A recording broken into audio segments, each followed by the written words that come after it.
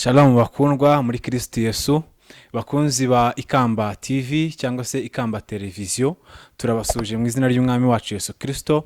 Twabifurizaga gukomeza gukora subscribe kuri YouTube channel yacu, ndetse ugakora comment ndetse na like. Ibintu turi gukora muri uyu mwanya cyangwa se iyi minsi birashoboka yuko byagera kure bigahindura ubuzima bw'abantu benshi. Niyo mpamvu tugusaba kugira ngo mudushigikire, inkunga yanyu tuyibone mu buryo bw'ubushobozi cyangwa se no mu buryo bw'amasengesho. Komeza usangize abantu ubutumwa bwiza, kandi mu by'ukuri icyo dukwiye gukora n'icyo umwami Yesu yadutumye. Amahoro y'Imana be muri mwebwe. Amen.